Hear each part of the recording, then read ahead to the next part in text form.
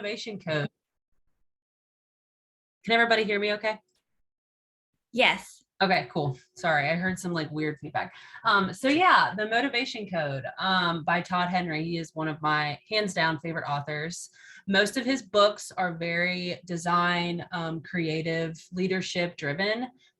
This one I would say could really go for anybody.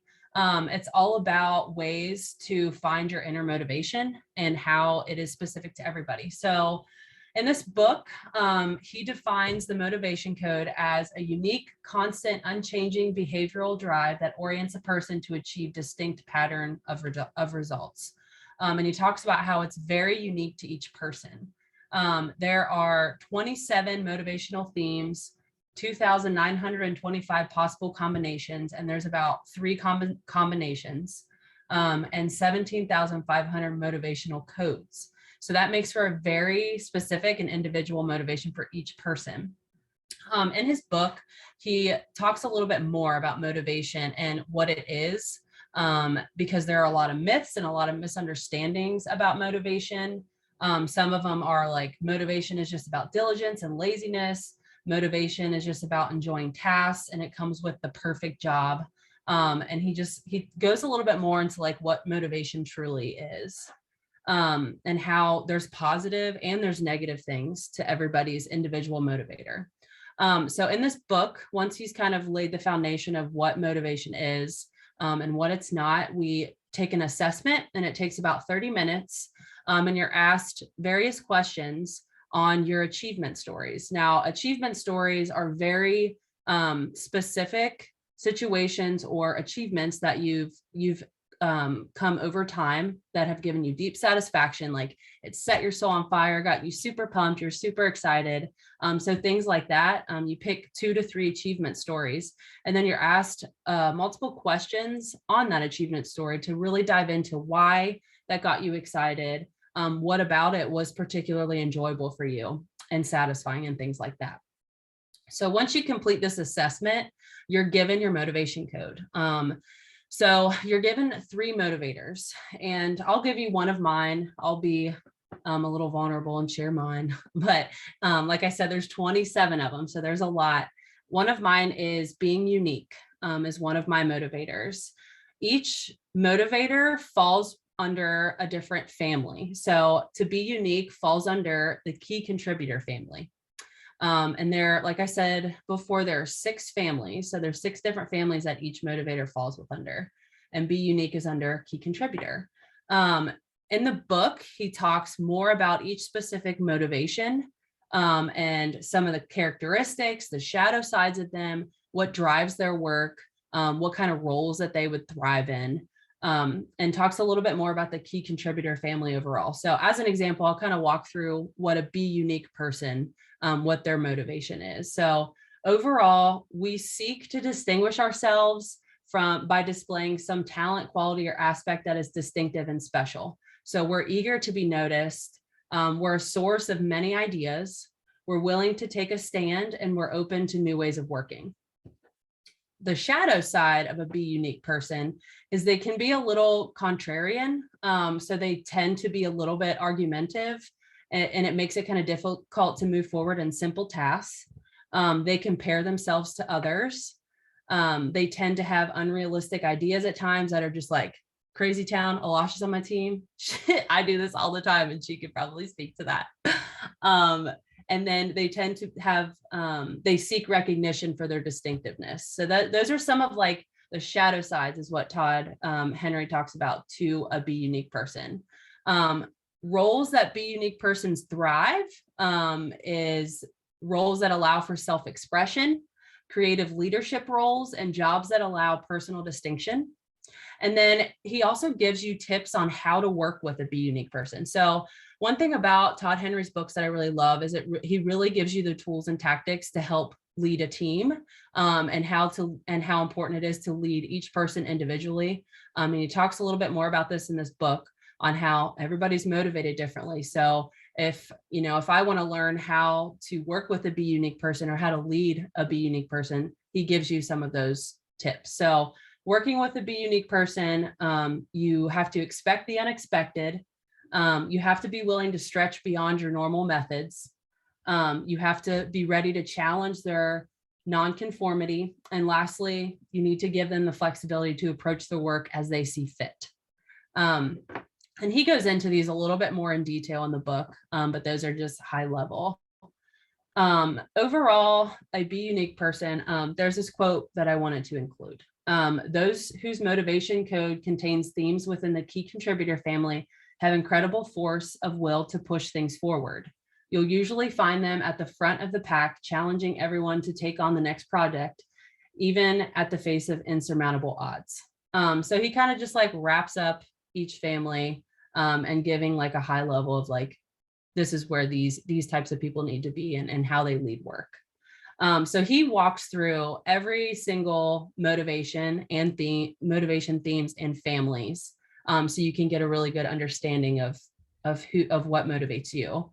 I really, really recommend this book. I think this is good for anybody who's, especially at the beginning of a new year and you're trying to set new goals for yourself. I know at Kroger we do OKR, and personal development plans.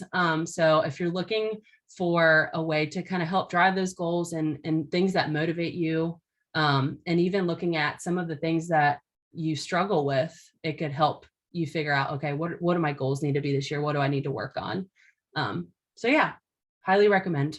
In terms of how I'm using the things that I've learned, we're just at Kroger, we're just now getting into writing OKRs for 2022. So I've been using some of the things that I've learned about myself as I'm writing my development objectives and things like that. So highly recommend for anybody.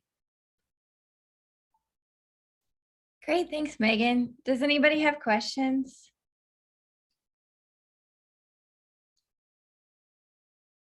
Or even thoughts too, if you've read the book as well. Yeah, I don't know if I have a question, but this sounds, I know that like the Myers-Briggs 16 personalities get passed around a lot, and I've never loved that. I've never like felt like I fit into anything. And this one seems like a much more actionable way of looking at that kind of thing. So I'm definitely interested. Yeah, awesome. I haven't ever read that book. I've heard of it, but I haven't read it. But yeah, for sure. I don't have a question, but I have a comment. This is exactly how Megan is at work.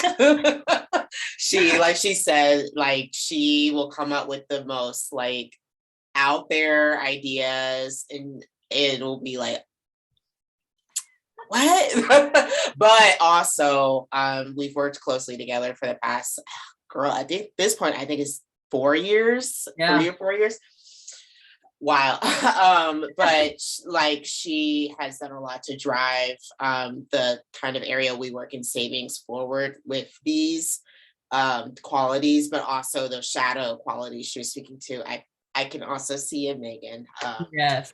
So this definitely sounds like a super accurate way to kind of assess yourself. So I have a question. So I see that a couple of people down there are like have PhDs. So was there any setup of like who these people are? Because this seems like, you know, I mean, he does a lot of stuff about creativity, but not really in the psychological space, right? Like, right. Yeah. There wasn't many direct quotes from these people. Todd just talked about how he worked with them to better understand behaviors and, like you said, like psychology and things like that. So he basically did research with them and learned from them before he wrote this book. I don't know if that answers your question. yeah, it does. Thanks. I have a question too.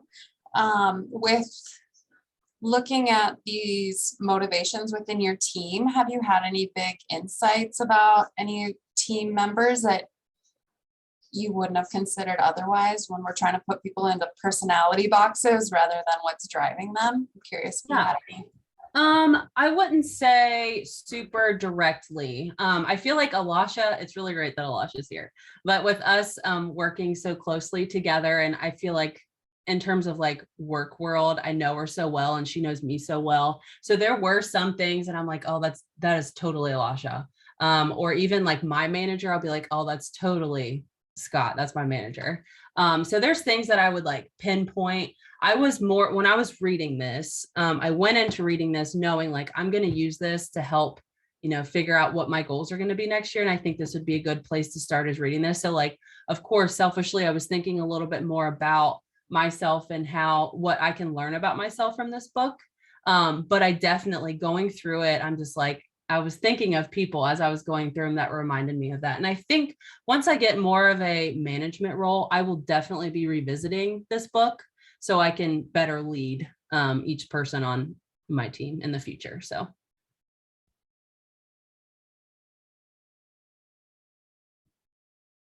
I honestly think it would be really cool to have, like, if you are a manager of a team or you lead any team members, to have everybody take these assessments and just see what their motivators are. It would be a really cool way to get to know each other, for one, and to learn how to work better together. If you understand more of what they're motivated by, the things that they struggle with mentally, like their shadow sides, it would be really helpful, I think, for everybody to get a better understanding of how everybody works. So that'd be super, super cool.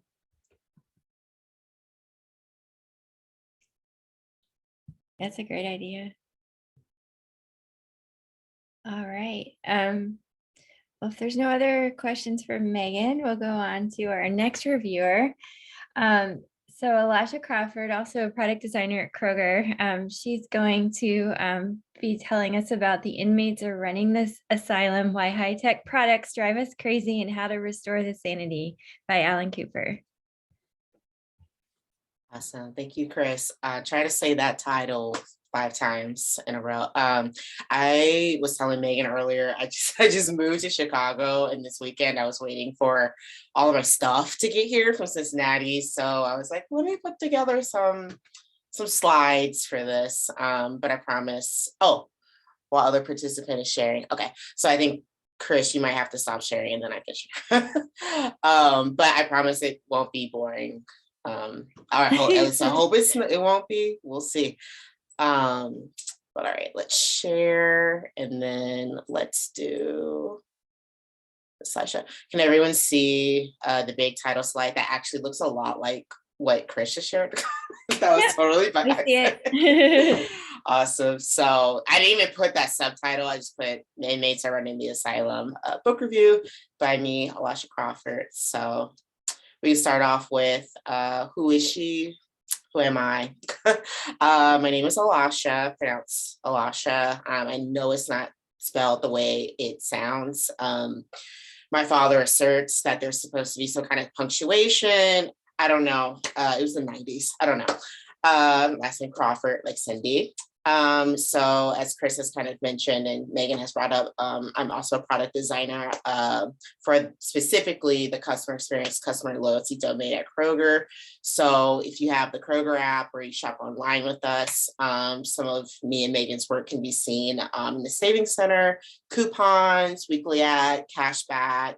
If you didn't know we had cashback, talk to us because we want to talk to you. We're trying to give cashback a little bit more shine. But anyway, aside from that, I also graduated from, I just left off Cincinnati, I guess, but the University of Cincinnati College of Design, Architecture, Art, and Planning. So DAP, I was an interaction design concentration and an information technology minor. So that kind of would lead you to understand why, for this last bullet point, I'm a big human-computer interaction history nerd. I love books. I love reading about sort of how all of our different titles and career paths came to be. It really wasn't that long ago that personal computers were a very novel thing. It was a far-fetched concept that I could have a laptop, a computer, personal computer within my house. They used, well, I could go on for days about it, but basically I'm a big nerd about it. So of course, a combination of going down this career path and being interested in the history of interaction and design kind of led me to Alan Cooper. So who is that? Who is that man? Very important man. So essentially, he went from a high school dropout to a pioneer in the interaction design field. His sort of like quick elevator pitch is that he was the he's still with us. He's the father of Visual Basic. I am not a programmer, but essentially Visual Basic is a visual programming language codenamed Ruby that was acquired by Microsoft in 1988. Through his work consulting with software companies, he began to advocate for products to be designed with users' needs at the forefront instead of being an afterthought. His books About Face in 1995 and the one I will discuss today, The Inmates Are Running the Asylum in 1998, are two books that serve as kind of the foundation, help alongside others, of course, serve as the foundational interaction design books. About Face asks programmers to think about users as they code, and The Inmates, etc. Ask businesses to know users' goals and integrate interaction designers into the product development process. He also founded a design and strategy consultancy, Cooper, with his wife in 1992, and they still to this day continue to champion the user, and through the consultancies work with multiple brands, as I mentioned before, including Microsoft. So that's one of many. So I think one kind of thought might come to mind, at least came to my mind when I first heard of this book, was what's up with that title? It's really long, but also like the inmates are running the asylum, or is this like a one flew over the cuckoo's nest thing? Like, what's that all about? I learned while putting together that idiom actually originates from the movie The Cabinet of, I don't want to butcher this, but The Cabinet of Dr. Caligari, which is a 1920 German horror film that centers around a hypnotist who uses a man he's hypnotized to commit murders. That's very macabre. We're talking about software design, not murder. So, but I thought it was interesting that it kind of originated with that. And if you have a tangent, if you ever like look into the movie and like look at stills of it, it's really interesting. I highly recommend like just checking it out visually. It has a bunch of cool like artistic cinematography and like framing and etc. So that aside, in the actual book, Alan Cooper shares an anecdote from his colleague, John Rivlin. Essentially, John's team created kind of detailed product designs prior to beginning a software project, very similar to, I'm sure, to what many of us do today. The chief technology officer at this multi-million-dollar client company berated John for wasting budget on creating specs. He said, basically, why did you do all of this? We just get what we need to do and just go do it. Why did you plan all of this? Well, within the specs, it became apparent that this chief technology officer and his development manager, so the person that was in charge of the developers, programmers, had completely different assumptions about the actual core functionality of the product. But despite this, the CTO still did not see the point in planning designs before development. In this case, the CTO was the inmate running the asylum. As Cooper kind of states outright at the beginning of this book, the theme of this book is that interactive products need to be designed by interaction designers instead of software engineers. So you may ask, all this background, what's kind of like the 5 big ideas that are expressed within this book? So the first, they're kind of all over this, but kind of the first portion of the book kind of sets up the why. Why are we talking about interaction design? What is that? Why do we need people to do this work? Because at the time, of course, it was seen as, okay, the more people working on this, the more expensive it's going to be. So one of the first things he discusses is that we want to, as designers, as creators of products, software, we want to reduce cognitive friction. So defining cognitive friction is the resistance encountered by human intellect when it engages with a complex system of rules that change as the problem permutes. So, for example, Cooper gave the scenario of a violin is complex to play, but its behavior is predictable. So it's a relatively simple instrument. Whereas a microwave is deceptively simple looking. All I have to do is push the buttons on the microwave. But many microwaves have multiple modes. I don't know about you, but we don't have a like instruction manual for our microwave. So it's kind of like you figure out how to do one thing. Oh, I need to heat up this food for 3 minutes. And that's all you know how to do. But if you ever accidentally hit one of the other mysterious buttons, then you're, I don't know, you guys, I get lost. I'm like, all right, well, never mind. So he was giving an example of like, this is sort of the example of like, oh, I have to think a lot hard to use this tool. And he also says it's synonymous with just bad design overall. So another tenet he discusses kind of throughout the book is avoiding dancing bears. So this metaphor, at first I was like, this is odd, but it's the way he gets into it is kind of interesting initially. So he gives the example of someone goes into the middle of a town square and has this dancing bear. And he says the bear is really a terrible dancer. And really it's the wonder about it, the awe about it, the reason that people are paying to see the bear is that the bear dances well, or it doesn't necessarily dance well, but that the bear dances at all. So that metaphor essentially is alluding to products can have many features and capabilities, but many of them don't do them in a way that truly helps users with their goals. The marvel can lead people to accepting bad interaction as an unavoidable cost. So these products and devices and software, they can do all these things, but at the end of the day, if it's not actually helping users, then it's just a dancing bear. So the next portion of the book, the latter half of the book discusses, okay, how do we solve these dancing bears, this cognitive friction? He also details a lot of kind of the cost of not designing software specifically before it goes to market.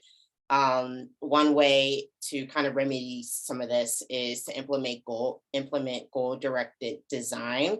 So Alan Cooper defines that as the resistance encountered by human. I forgot to mix, but okay, I'll summarize it and fix it later in the link before I share it out.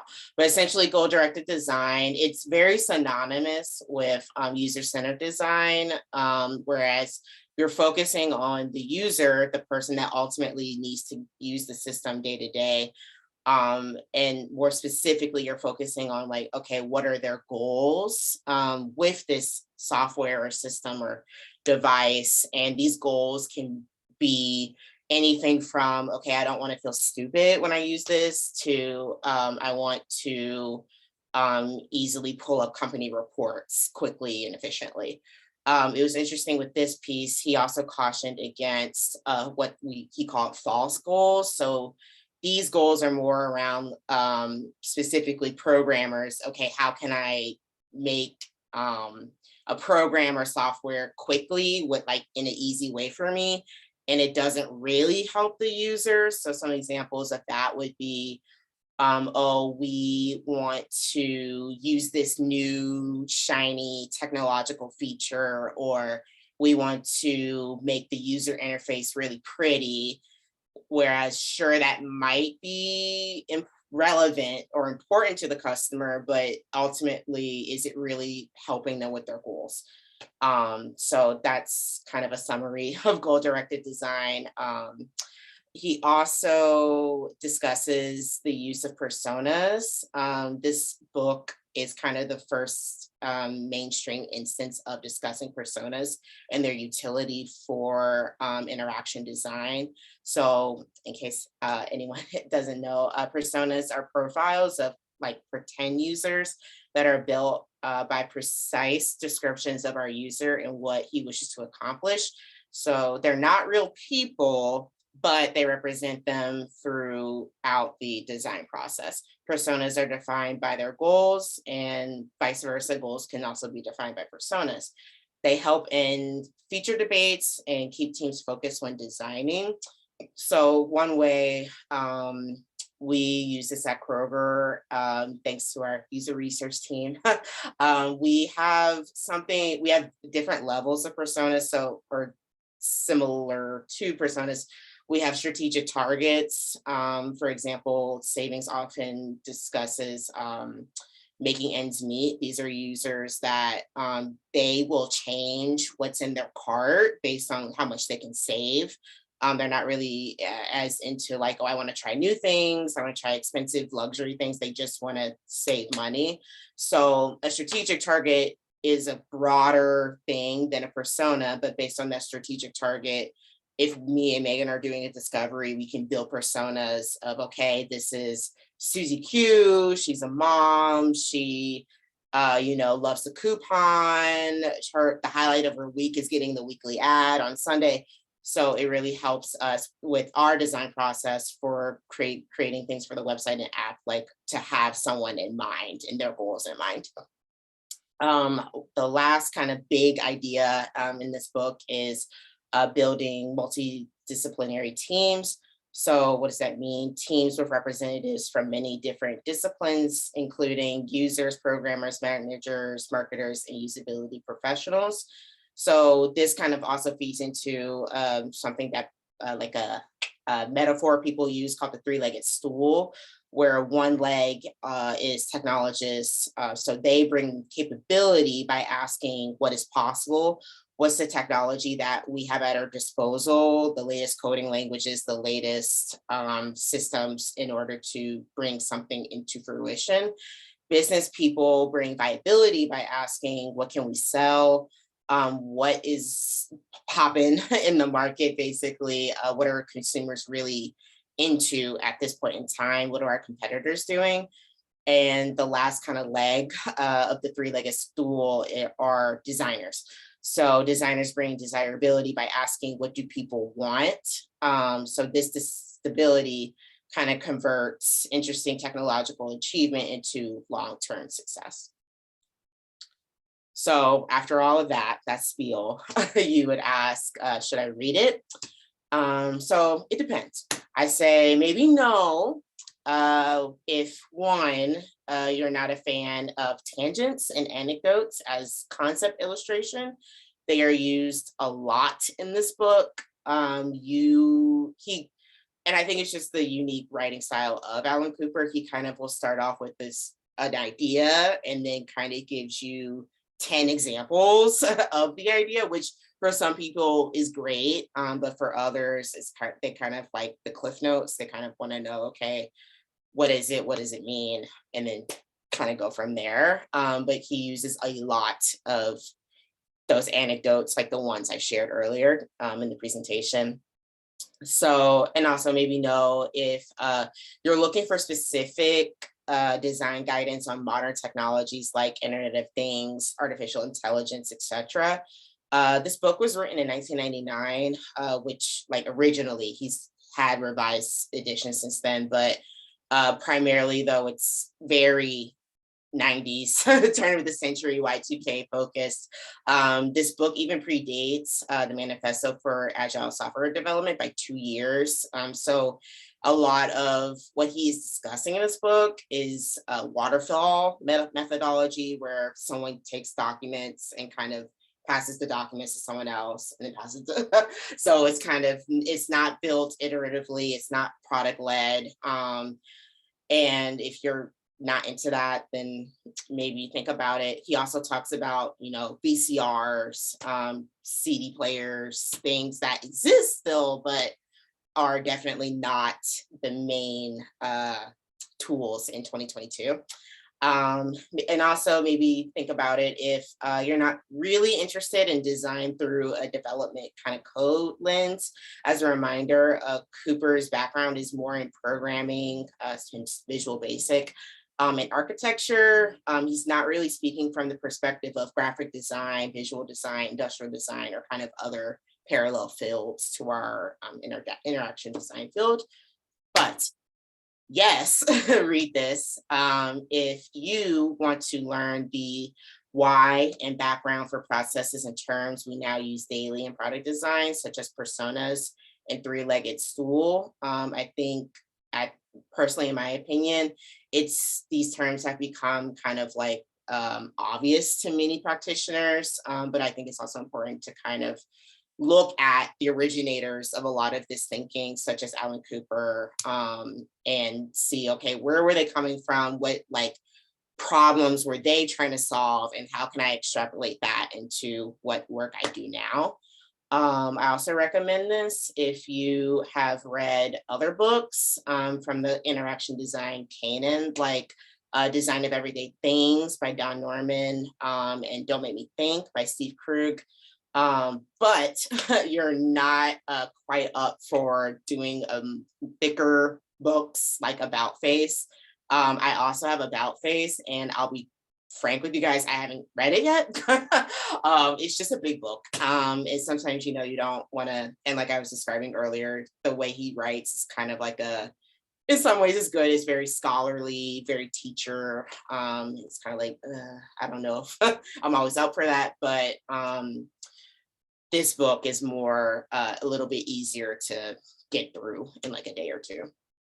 I also recommend it if just generally, like I alluded to earlier, you're also a big nerd like me, you're interested in the history of user experience design, interaction design, software development, and related fields, and how they've rapidly matured in the past 20 years.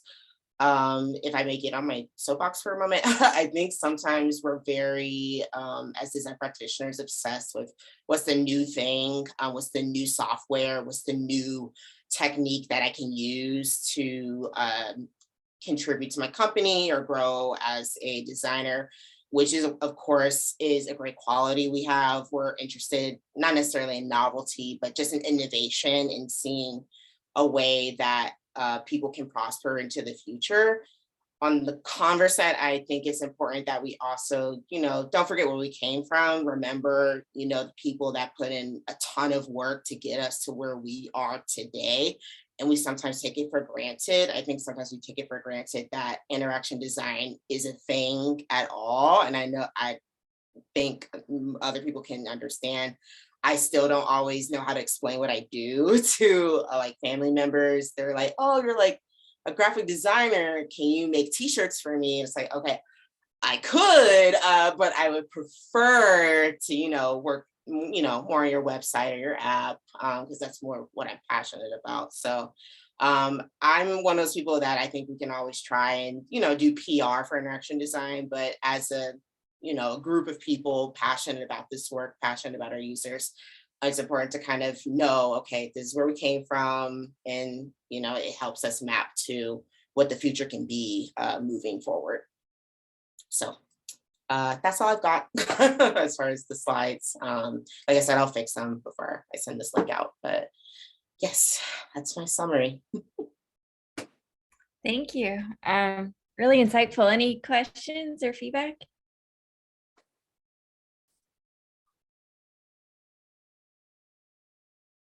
Everyone's blown away. That was a lot of really great, rich detail. Thank you. I know that's like a classic book, so I'm really interesting to hear your take on it. Thank you.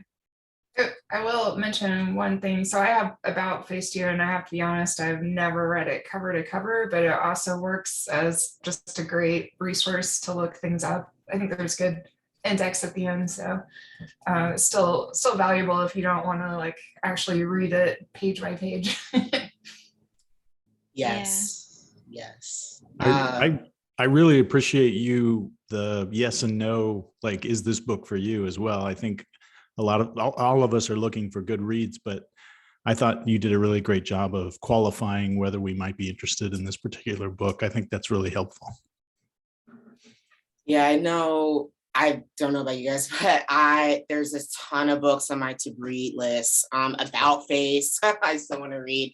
Designing Interfaces by Bill Mordridge, I think is his name. Like, there's even books within the canon that I haven't gotten to yet. But I got the book to here. You can see pretty.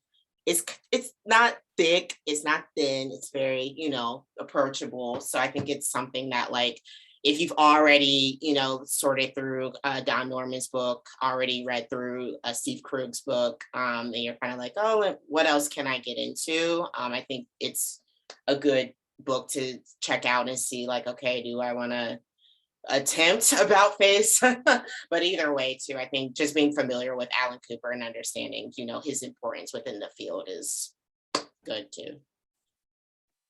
Great. Well, thanks so much. Very insightful. We're going to go on to our next reviewer. So Kyle Bentel, he's a UX designer at Openfield in Cincinnati. We are looking forward to hearing his review. He's gonna, we're going on with our sanity theme tonight. So he's going to be talking about articulating design decisions, communicate with stakeholders, keep your sanity, and deliver the best user experience. Yeah, thanks. So yeah, I'm Kyle, and yeah, that title doesn't exactly leap off the page, as you look at it. This isn't a sexy book. It's not a book that I will call cutting edge. Elasha, you just mentioned that we as practitioners are always focused on like the new thing, and this is definitely not a new thing. It's not, it doesn't set out to make you a UX ninja, a unicorn or anything like that. And some of you probably look at the cover and you're like, no shit. We talk about our designs as part of the job. That's just part of being a designer, right? You present the work that you do. But this is also the book that affected me the most, as I started in UX design. It's one of the most actionable books, and I still come back to it. I did this literally yesterday. I was presenting some designs to a client, and I had to, show what I did. I had to explain why I did it.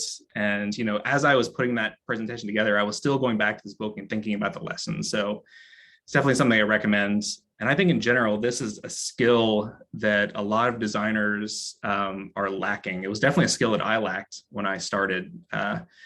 I think like a lot of people now, I transitioned into UX from a completely different industry. And so I just didn't have any sort of experience with this. So this is one of the many, many books that I read, as I was starting off, and probably the one that stuck with me the most. And I think even, when I look at some of the newer designers that are coming from colleges or, in-depth immersives or something, I think we get really good at talking about design with other designers, but not so much with non-designers. So I actually went and bought this again when I signed up for this talk because I lent it out and never got it back, but that's okay. I got this cool second edition, so that's good.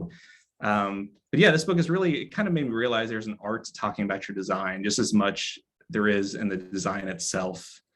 So why do I recommend this design or this book? I think we've all been there. You're in a meeting, you're presenting designs, or maybe, somebody else is presenting designs, and maybe there's a stakeholder there that is clearly on a different page than what you are, and it's not reacting well.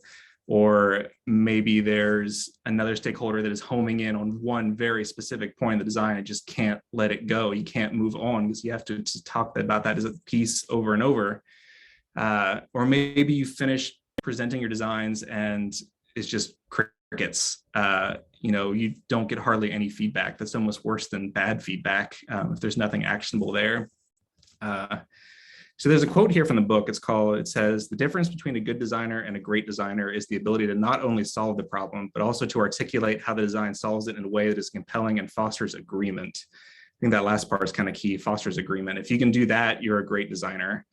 And yeah, this book just sort of encourages you to see kind of through the lens of your stakeholders' experiences. We do that all the time as UX, right? We're looking through the lens of the user. This is just sort of turning that lens inward as opposed to outward. Because at the end of the day, our designs are useless if we can't sell them to somebody, right? If we can't sell them to other people, we can have the best design that works for the most users, but if you can't convince somebody why it's the right design, it'll end up on the cutting room floor. So yeah, I kind of collected just some general tips from the book here to walk through. And the book's kind of set up like a hypothetical situation where each chapter kind of acts as part of the presentation. So there's like a whole chapter on setting up for the presentation. How do you lay out the story you're going to tell? Who should you invite to the meeting? How do you get prepared? How do you practice? The next part is like actually running through the presentation.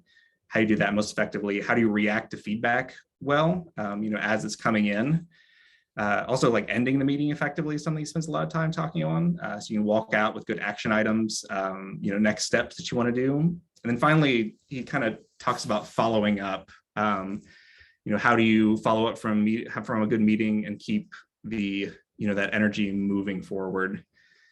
The author, Tom Griever, spends a lot of time on communication, which is kind of obvious from the title of the book, but he talks a lot about adopting this facilitator mindset as you're presenting designs, as opposed to just reacting. As you're presenting something and maybe you're getting bad feedback, I think it's just natural as people to want to get defensive. But the author talks about, instead of just getting defensive, you want to facilitate a discussion around that bad feedback. You want to kind of turn around, just kind of talk about, okay, I hear you not liking this, but, can we talk about what is working, kind of push it in that direction. Just kind of keep bringing the discussion back to, what problem is this solving, or how does this affect the user? Stuff we as UX designers talk about all the time, but it's good to kind of bring that back during a meeting, just kind of serve as a touch point for everybody. The author also spends a lot of time about just understanding relationships as you're, setting these things up. And this isn't just the relationship between like you and your stakeholders. It could be the relationship your stakeholder has with maybe their manager or their bosses. It's good to understand that whole web, because you may have the best solution for your user, but maybe this stakeholder over here is like sweating, hitting this key OKR for next quarter, and that's all they're concerned about. So, we're not supposed to tailor our designs to hit those. We're supposed to tailor them for the user, but you can tailor your presentation towards that particular stakeholder to sell your design, because that's why we're all here, is to, sell what we think is the best user experience. Yes, we have empathy for our users. And so this is just kind of having the same empathy for our stakeholders. The book talks a little bit about, curating your presentation as well. Presenting to a group of engineering is very different from presenting a design to like a VP level person or a C-suite level person. So you want to tailor your presentation appropriately.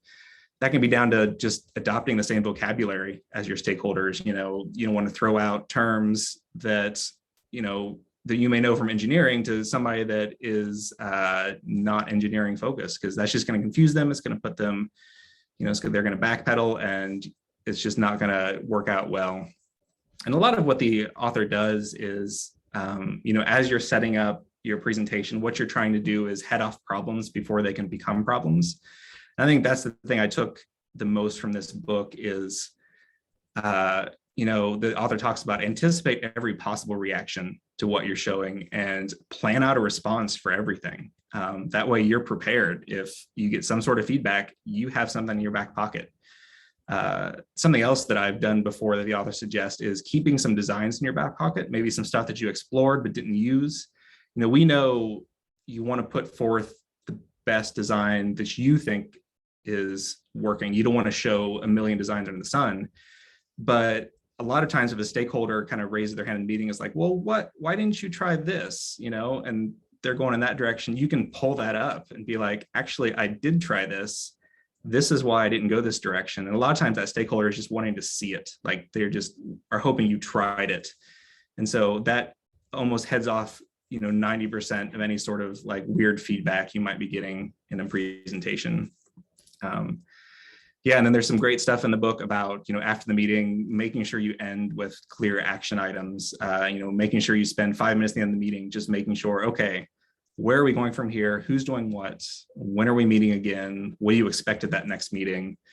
That's something I still do. And something else he suggests is like create a design decision log for yourself. And that's something I do. Like after every large meeting, I'll write down what we decided. And it serves as like a running log through the whole project. And so if somebody asks, well, why did we make that decision? What happened there? You can go back and say, well, actually, after this meeting, we decided to do this because, X, Y, Z, we found out this. So that's something I still do too. And he also talks about how do you recover from disaster? Like, what if it just went all off the rails? What if, the meeting was a disaster? What do you do in those instances? And so there's some good feedback there. Yeah, just to wrap up, I would definitely recommend this book to anyone. I think we should be in control of how our work is consumed by stakeholders and clients. We're our best own advocate for our own work, and so it's good to present that effectively. And I'd also recommend this for any non-designers too. He actually has an entire chapter, maybe 2 chapters in the book that's entirely directed to non-designers that, I don't know, I guess you're supposed to give your product owner or something to have them read, but I think it's good for any sort of like UX curious, engineer or product person. Yeah, I think that's why I recommend this book.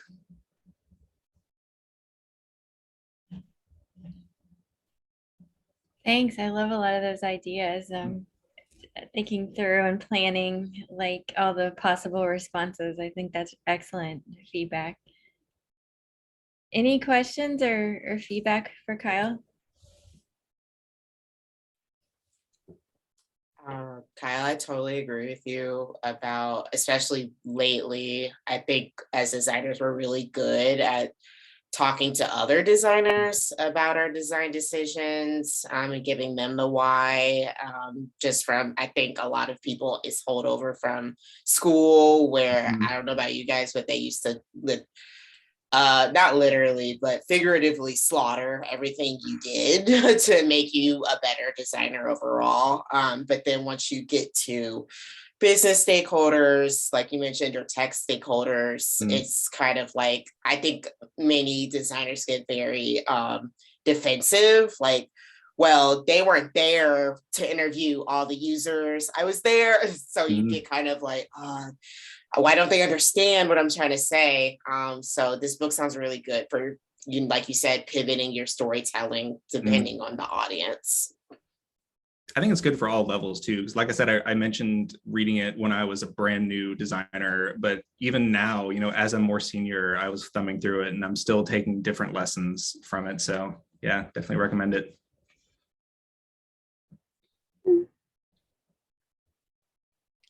This book sounds really interesting to me too, because this is something that is new to me right now, where I'm having to communicate my designs and get approvals on things which are like such small minor changes, except you have to go through a whole process. So I feel like it'll be really useful for me.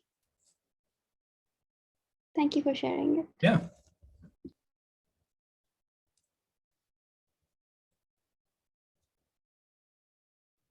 All right. Well, thank you, Kyle. That was great.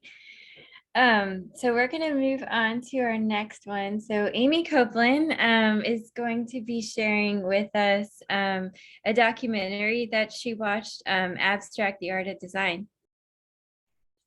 Thanks, Chris. Yeah, so I cheated a little bit, did not review a book. Actually, I really love watching films, documentaries especially, and so I was really excited about just the overall series. It's a Netflix series. Abstract the Art of Design covers a lot of different types of artists.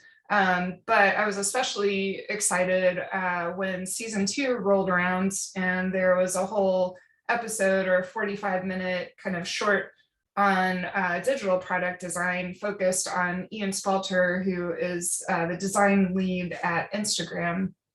And actually, I have had such a hard time sort of finding documentaries focused on UX or product design. If anybody has come across any and wants to put them in the chat or share them afterwards, I would love to hear about them.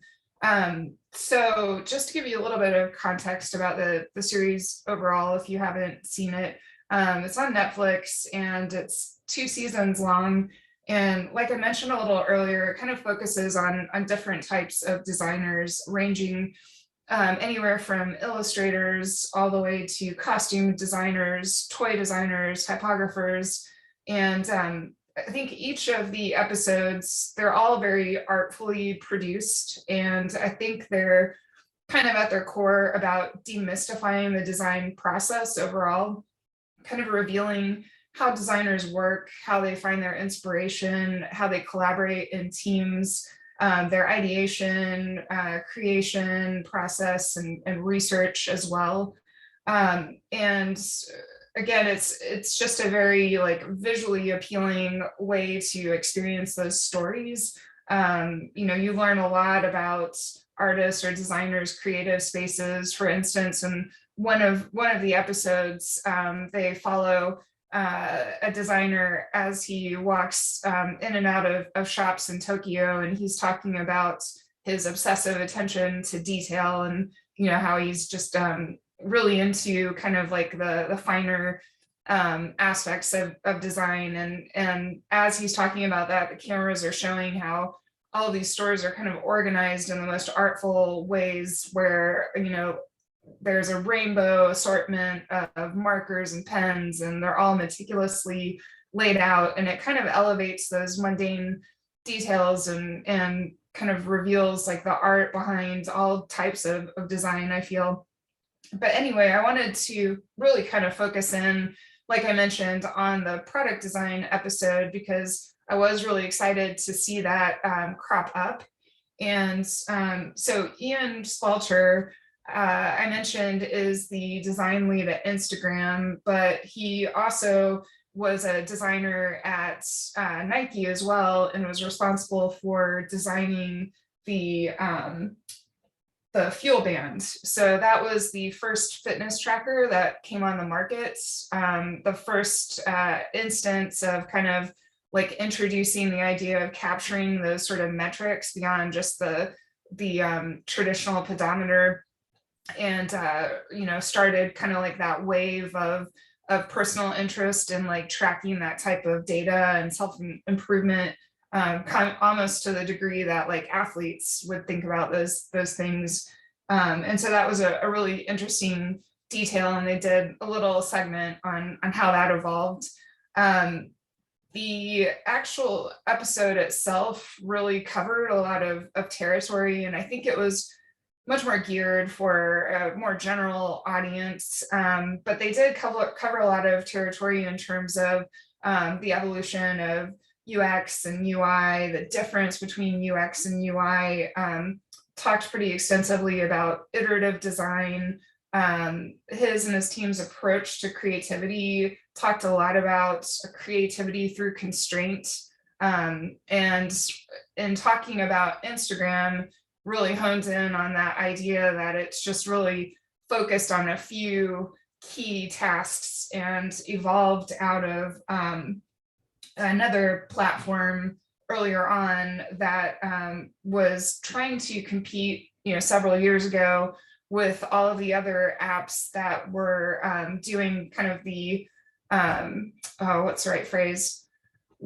Checking in when you're in a specific location. So like using the GPS and checking in. And I can't remember off the top of my head the big one that was popular at the time, but Instagram actually evolved from one of those apps where the creator actually like honed in on the camera and really made kind of photography and picture taking a huge thing, or a huge aspect of it, which really differentiated it from the rest of those kind of like check-in, very like geographically oriented apps. And so that's kind of interesting to find out that, that was where Instagram had evolved from. The documentarian and Ian Spalter, again, they covered so much territory. I think they touched on things like design ethics in terms of just Instagram's role in self-identity, and acknowledge the fact that some of those metrics that are posted at the top of profile pages in terms of followers are, can be have a negative impact on a lot of users, maybe younger users as well. They talked about just the, kind of intensity of a platform that's used just by so many people, where they just really have to hone in on every tiny detail. And that kind of led in, I think, to the projects that they selected to focus in on.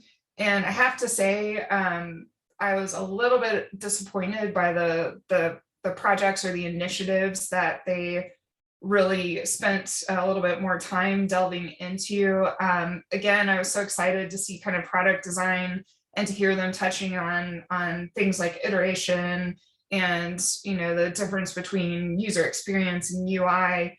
But when they started talking about the big iterative project that they had worked on for 3 years, it was all about the logo design. And essentially, Ian and team like sequestered themselves in a room, and they blacked out the windows on that room for a period of multiple months. I don't know if 3 years was an exaggeration, but kept talking in that time frame. And I mean, some of the elements of how they went about iterating were interesting in that they did a company-wide meeting at one point and had everybody draw from memory the logo that existed at that point, which was a little bit more detailed. It had a rainbow, if you remember, and it was more kind of tangibly like a camera. And so that was kind of unique, sort of seeing like all the line drawings that came out of that. And they did kind of like a fast take through all of those. And some really key elements were evolving from that. But for me, that process, while you could definitely call it iterative because they kept designing and redesigning, it was very much in a vacuum. And for me, I really feel like product design and UX design is all about iteration, but also getting that feedback outside, from your target user, from the intended audience of that product. And I felt like that whole element was really missing in that particular selection of that initiative. They did get into another initiative that they called Project New, which was all about the profile.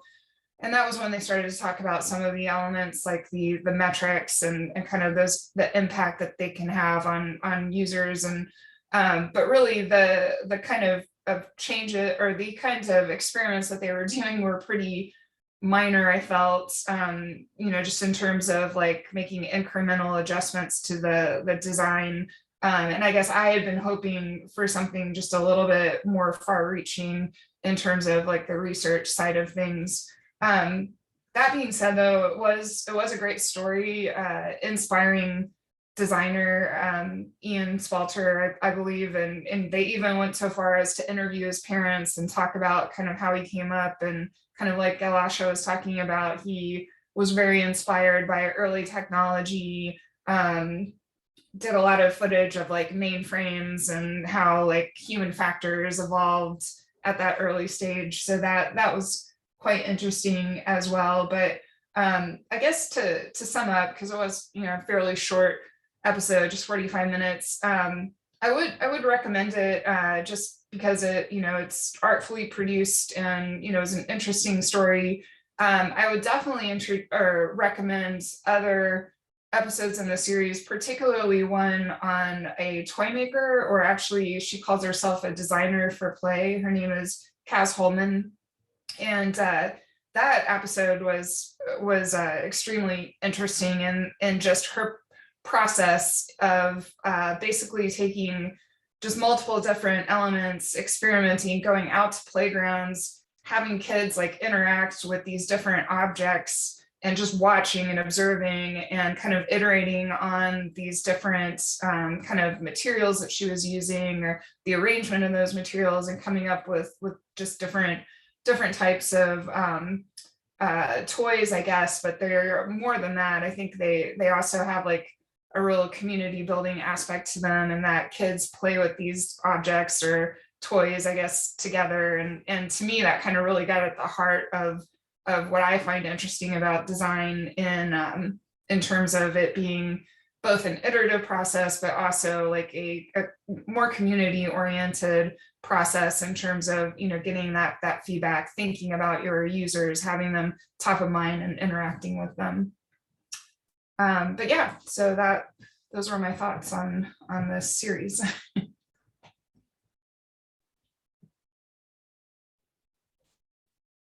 That's really interesting. I think we were having some flashbacks to, it was Foursquare that app you're thinking Foursquare, of. that's right. Yeah, Exactly. Any feedback or questions for Amy?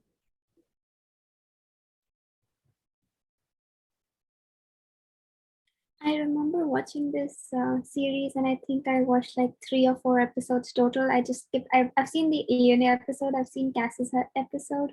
and I think I saw the footwear design one. Anyways, I just chose the ones that had UX or product design. I'm like, these are the ones I need to watch. The rest are okay. And yes, it's really great. And I also caught on to that fact that they did the logo design instead of an actual app screen. I have a feeling they probably didn't get permission to show the internal development of the screens, but I Yeah. was also very disappointed by that. I was like, this is not what I want people to think UX design is. Yeah, that's a good point though. There's probably some restrictions there. There's another one of those episodes in one of those where it focuses on this illustrator that I really like called Christoph Niemann. He does like found object sketches. I don't know, it's hard to describe. I'm going to put a link here to some of his stuff in the chat, but it's really fascinating.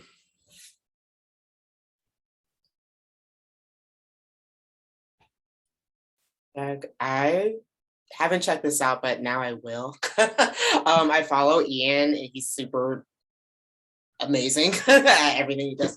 But I agree with you, Amy. Like, it's interesting that they focus it sounds like they focus a lot on the logo, where as now Instagram is really like a juggernaut within like just the internet apps in general. It's gone from like, check out this food that I just ate to like, it's an e-commerce space. It is a way that the only option for many people to share like the work that they do. And they also are now being threatened by like other newer players like TikTok. So that would have been really interesting to see, like as the maturation of like these sort of like social apps. But the logo is also interesting. I do remember when it was like a camera with like the rainbow, very like skeuomorphic. Yep. Yeah. Did they talk anything about the competitor path? I'm sorry, the competitor path, was that? Or? Well, it was called path, I think. I don't And recall. it was a photo app that was specifically for 50 people. Like you could only have 50 friends. It was a competitor to Instagram kind of in the beginning, and I used it with a lot of my friends, but the whole thing about it was that it was supposed to be more intimate so that you felt comfortable sharing photos. And this is way before it became like Instagram influencers and all that stuff, right? So I'll have to look that up. That sounds like an interesting one.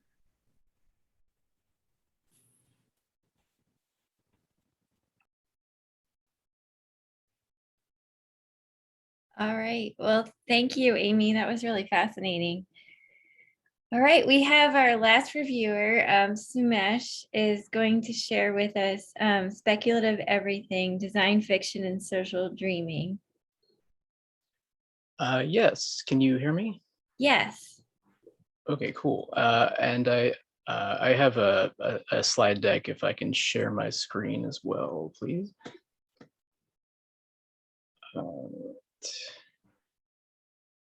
Let's get this going here. All right. While I'm getting this set up here, first of all, I just want to say I really enjoyed hearing everybody's reviews, and it's really an honor to be presenting with all of you. Can you see my deck? Yes. Okay, cool, nice. So I feel like the book I reviewed is a bit of a wild card compared to the books and shows that we've reviewed so far, but hopefully it will spur some interesting thought or discussion. So this is the book I'm reviewing. It's called Speculative Everything. First, little background. So this book was written by Anthony Dunn and Fiona Raby. They're a husband and wife design team that met at the Royal College of Art in London way back in the 80s or 90s, I believe. And Dunn is an industrial designer and Raby is an architect. And they went into different companies and firms, and they were practicing for a while, and they felt that that they were not doing the kind of design that they wanted to do, and that the designs that they got in industry were not asking the questions that they wanted to tackle with their designs. And apparently they spent some time living in Japan, where they felt like the culture there had a more optimistic view of technology than what was going on in Europe in the 90s. And they decided to break away from industry and create their own firm, which is called Dunn and Raby. Some of you might have heard that name or that of that firm before. They are fairly well known in the sort of conceptual design field. This is a screenshot of their website, very minimalist. They're mostly known for various kinds of exhibitions and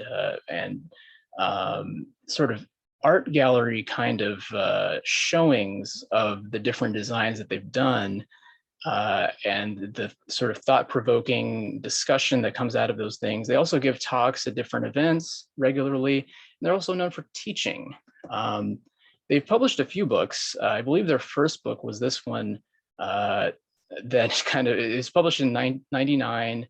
That kind of early, or sorry, I guess late 90s graphic design makes that cover impossible to read. But the book is called Hertzian Tales: Electronic Products, Aesthetic Experience, and Critical Design. And critical design is a term that they have become associated with. If you look up the Wikipedia page for critical design, they're all over it. And I don't know if they coined the term, but they're definitely people that have popularized it, and they continued to talk about critical design in their next book, which is called Design Noir. It came out in 2001. It actually recently was reprinted by Bloomsbury Press for the 20th anniversary. So it's back in print. It was actually hard to find for a little while.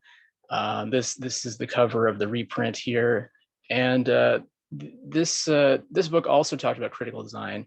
And this intriguing picture on the cover of that book is one of the many objects that they're known for in their design practice. It's one of a series of objects that were meant to investigate people's relationship with technology. This object is called the Electro draft excluder, and it's basically a suitcase-sized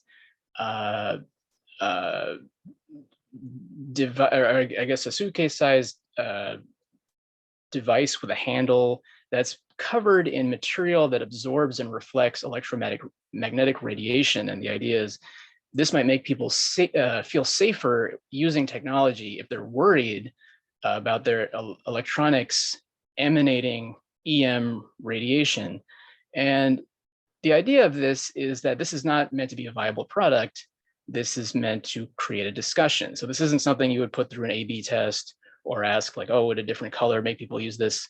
No, this is about asking the question, why would you need this product? And what circumstances would allow someone to even consider it? And those kinds of questions are what lead to what critical design is all about. So Dunn and Raby founded their practice in '94. There's a timeline here. They published the 2 books I just told you about. And then they went on to teach at the Royal College of Art in London. They started the Design Interactions program, which is primarily a digital interaction design program at this college. And it was kind of a legendary program. A lot of well-known designers today went through it during the decade that they were in charge of it. And they left in 2015. Actually, a lot of faculty left the RCA that year for reasons I won't discuss now. And then they reemerged, continued their teaching career with a tenure at the Parsons School in New York in 2016, and that's where they are today. So they published speculative everything towards the end of their tenure at the Royal College of Art. And it really is meant to be something that encompasses everything they did before and expand in new directions. So if you want, you can maybe skip the first 2 books if you have too many things on your book list already, because this one kind of talks about a lot of the same things and even brings up some of those projects that are discussed in those books. So here's the book, Speculative Everything, came out in 2013. MIT Press. So this is taking us from critical design to a new term that they coined, speculative design. And the book is trying to tell us what the difference is and why you would want to pay attention to it. Just to get something out of the way, some of you out there might be curious about the typefaces used. I know I was intrigued by this S letter form in the title, and it's all custom typefaces. It's a custom title font called Klotz or Schlotz. I'm not sure how to pronounce that. And they also made a custom variant of the IBM letter Gothic font, which was used in IBM typewriters in the 50s. And this was done by the firm Kellenberger White. So here's a look at the inside of the book. Again, it's an interesting kind of choice with the design. They kind of made it a little stripped down and sort of eccentric in a sense. There's more pages out of the book. The whole point of the book, like I said, is to answer this question: what is speculative design? And they kind of meander through a lot of different possibilities. Like, is it art? Is it satire? Is it criticism? Is it product design? Is it futurism? And the answer is kind of, but it's complicated. And the book is maybe frustrating in that sense, in that it doesn't really pin it down. But I guess it's understandable, because they're sort of creating a new way of thinking about design. And they're asking bigger questions, like, how do you design a worldview? How do you change the way people think about things that they are already used to? A quote that they have in the book is one by Frederick Pohl, a science fiction author, who said, a good science fiction story should be able to predict not the automobile, but the traffic jam. So here's an example of the kind of process they use. So here's a starting point for a project they had called United Microkingdoms, where you have this chart, and if you're looking at the y-axis, the up-down chart, or the up-down axis, the top of the chart is talking about, there's an authoritarian government, and the bottom of the chart is libertarian government. And then the x-axis is an economic system. So the left side is kind of socialist, communist. The right side is kind of like corporate control, capitalism. And so you have these four quadrants, and you can ask, what would these four societies be like? The top right one is the one I'll give you an example of, what they call the Digitarians. So this is a very authoritarian government and a very corporate controlled economic system.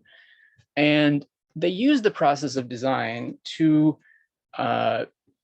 investigate a worldview that maybe is not their own, a set of ethics that is not what we're probably familiar with, but they arrived at a solution that fit the needs of that society. And in this case, with a strong corporate controlled economy, they came up with the idea of a transport system that is completely pay to play. If you have self-driving cars, let's say, and you want to get to your destination faster, you pay more and you can avoid a traffic jam.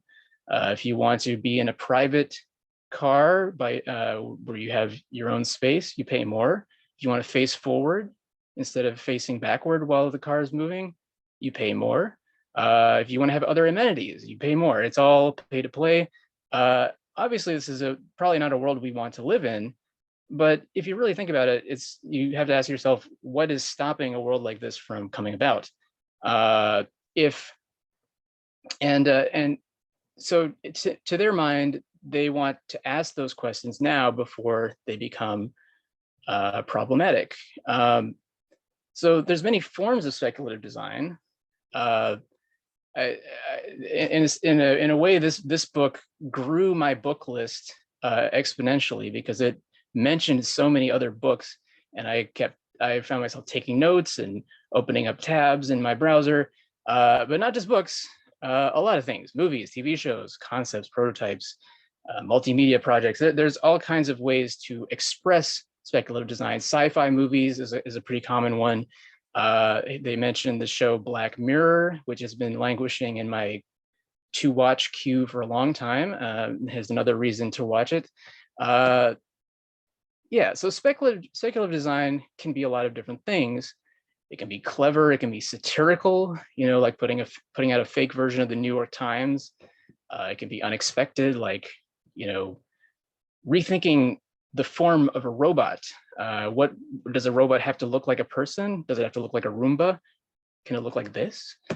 It can be weird, thinking about a future where the food shortages are so rampant that people have to attach devices to their bodies that allow them to digest cellulose like cows, so they can eat grass and leaves.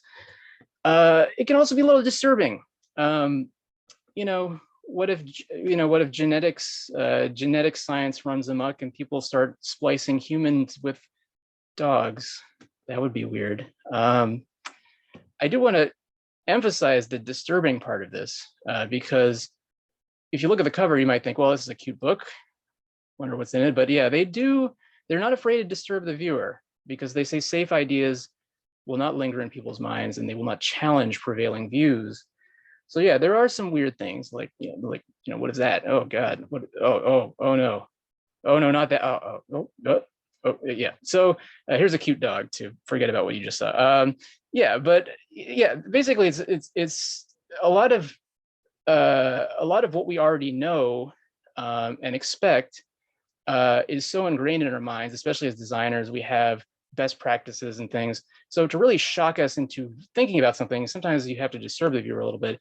And even this cute dog has kind of a dark backstory as to what the setup is here. I'm not going to get into it now. But yeah, it's about asking questions. So a couple of things to keep in mind.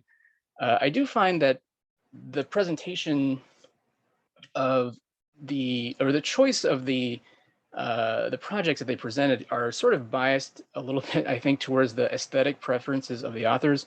I think you'll find I think part of it is maybe they're trying to get away from established norms, but I think also there's a certain look and a certain style that I think is kind of theirs. And to that I would say, this is a way of thinking. They're giving some examples. And I think they would probably be the first ones to say they would hope that other people come up with new ideas based on this way of thinking, and they don't your speculative designs don't have to look like theirs. Also, there were many places where because of the structure of the book, they sort of had to bridge the examples with text, explanatory text, and it was very repetitive. There was a section where they're talking about the unreality of these designs and reveling in the unreality, and then page 11, page 122, page 151, almost this exact same thing, exact same paragraph worded slightly differently. So there is a lot of repetition. So that's one caveat that I would say, like it's a little repetitive. But to that I would say it's not something you would want to read all at once. It's more of a coffee table book that you would pick up every now and then and look at a few things and digest them. And it's also not for quick tips. Like, you're probably not going to be able to pick this up and say, oh, I can use this with my clients tomorrow. This is like a paradigm shift kind of thing, and maybe something you'd have to think about for a while. And you might say to yourself, well, I don't get it. What is the point of this? And you might even, the crazy thing is you could probably read the whole thing and still feel like you don't get it. And that's actually okay. That's understandable. It is kind of a weird way of thinking, because we're used to making things useful and design as a tool for making people's lives better. Why would I design something that's intentionally problematic? But to that, I'll leave you with one last thing. This is a chart they have in the book where we're thinking about the present time and all the futures that can come based on how things are projecting forward. You might have seen a possibility cone before. They were one of the first to use it in a publication. So there's a probable future, which is in the middle of the cone. And that's probably what's going to happen if the stakeholders that are sort of in charge of how things are designed, move forward with their projections. And we have to ask ourselves, who is in control? Is it big companies like Google and Amazon and Facebook? Are we okay with them being in control of what our probable future is? Or would we rather look at some of these plausible or possible futures, and maybe our preferable future is actually sitting somewhere like this? And how can we start that conversation that nudges us in that direction instead of where it's heading now? And that's where speculative design comes in. So I'll just throw these up on the screen. Why would you want to read this book? If you're interested in design as a medium instead of just a tool, there's other ways of using design that maybe we're not used to in our jobs, at least not currently. But maybe there are ideas we can take. You might, one very practical thing you could use it for is finding blind spots, things that are not talked about in designs, ethical considerations, social, environmental. And if you're interested in the idea of speculative design and don't know where to start, this might be a good place to start because it does cover a lot of examples, just so many examples, hundreds. And if there's space on your coffee table, hey, you might fill that spot pretty well. So that's all I got. Yeah, I ran a little bit over time, but yeah, thank you. Yeah, thank you. That was really interesting, very thought-provoking. Any feedback or questions? I think that that final thought of finding blind spots is just going to be more important than ever going forward in any number of professions. I'm hearing it everywhere I go all the time, so I think that's really interesting. Yeah. Yeah, absolutely. Yeah, I think that's maybe the biggest reason why you would push in a direction that is maybe a little silly or a little nonsensical, is to bring up those stones that have not been turned over yet. And it's like, whoa, nobody's been paying attention to this. Why is that? And yeah, so totally understand. Man, I really loved this presentation, Sumesh. Like Elisha, I was a book geek growing up, really big into sci-fi, and I read a lot of speculative science fiction, and so much of that feels so even relevant today. I went back and listened to A Brave New World the other day, and Margaret Atwood, before I read Handmaid's Tale, she wrote a book called Oryx and Crake, which talks about a lot of these same topics, but it just is really fascinating to me. I remember the kerfuffle in the design world when the movie Minority Report came out, and everyone was speculating, is this going to be the way that we use our computers in the future? And so I absolutely love this kind of thinking. I think this is great. And to your point, I think it is a good way to help us see downsides, not only, potential positive upsides to the future, but it's a way of exploring, intentionally bad outcomes and knowing, being forearmed against those, we can help protect against those as well. So I think I really like these ideas. Thank you.